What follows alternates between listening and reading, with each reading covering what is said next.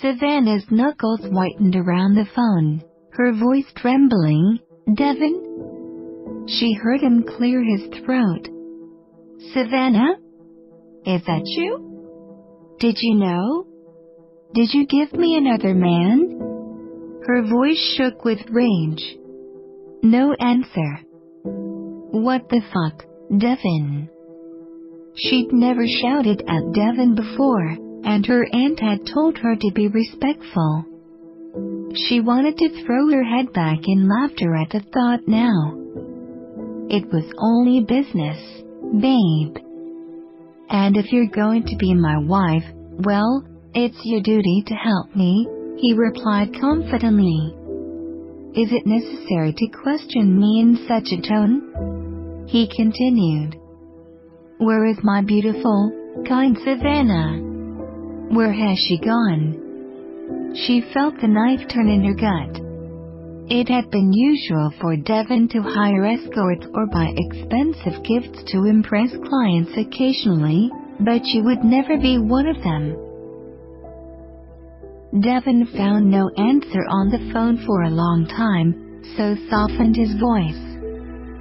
Savannah, why did you leave so soon? Did you do something to offend him?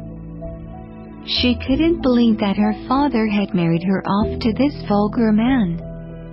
She hated him, and his words galvanized her hate into a white-hot point that stabbed at her heart.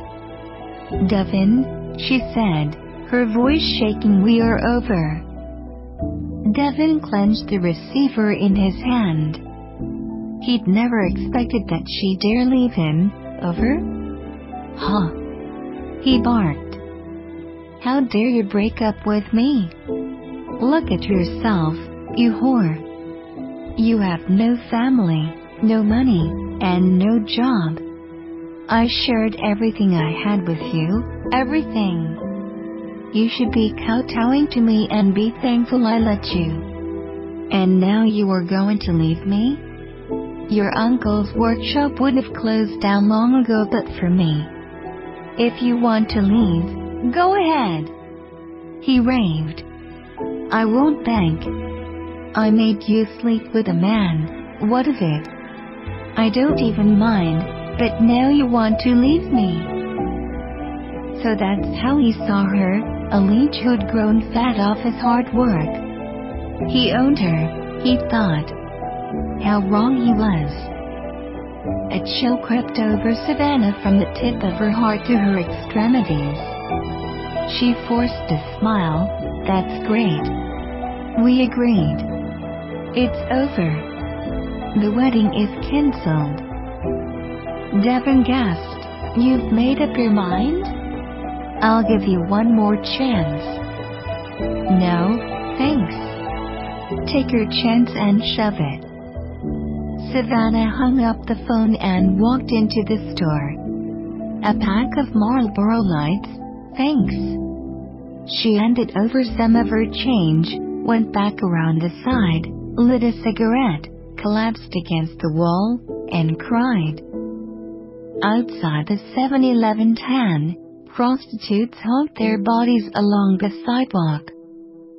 A sleek black Lamborghini waited silently in the traffic. Inside, a dark and handsome figure reclined in the back seat, gazing coldly through the half-open window at the girls and boys lipstick lesbians.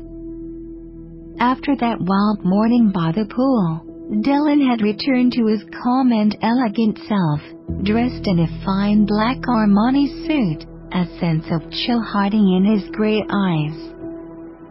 He had been working and traveling abroad for many years and had not concerned himself with family.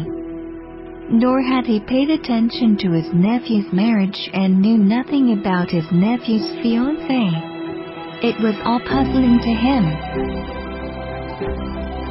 His bodyguard, Garwood, was a hulk of a man.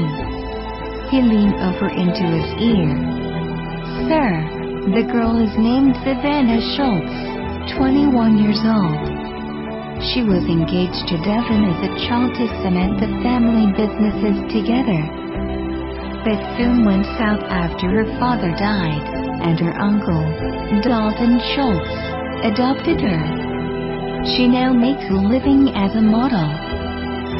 Mr. Schultz suggested their marriage when she came of age, and they were supposed to get married next month. 21, too young to be out of school. Why are you in such a hurry? Dylan snorted. So what's the deal between Schultzes and the Yons? Garwood nodded. Good instinct. Dalton Schultz set up a workshop that survives only as a supplier of Mr. Yon's company. I guess that's why Mr. Schultz was eager to marry her to that asshole Devin. Dylan's eyes darkened slightly.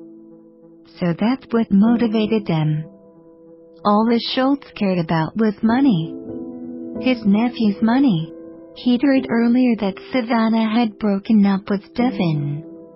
Had she taken her pound of flesh? He smiled, remembering the soft nape of her neck as he mounted her from behind.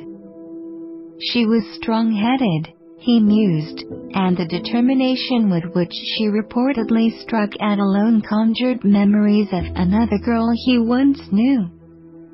Savannah got off the bus in the leafy suburbs of L.A. It was dark and cool out, the tall oak trees rustling in the wind. She gathered her arms around herself, shivering in her still damp clothes. Her body ached all over, feet sore and swollen, and purple bruises on her neck where he'd ravished her. She stumbled up the drive, exhausted. She knocked on the door, her cousin, and an uncle watching TV in the living room. She suddenly felt her confidence drain away. All the anger and bitterness that had propelled her gutted out with a single, shuddering sigh. In a moment, she realized she'd have to face the consequences of what happened today. The door opened. She smiled weakly, tears in her eyes. Uncle, and I'm back. Her aunt stood in the doorway in a pink nightie. There you are. Did you break up with Devin? What in heaven were you thinking? Savannah bowed her head. Of course, Devin had called. Of course, he had raved at them about her leaving. And of course, they had believed him. Her aunt, Nora, led her into the living where her uncle, Dalton, was smoking silently on his peppermint green couch. She sat her down next to her cousin Valerie, who placed a hand on her knee. The room was dark other than the glare of the TV.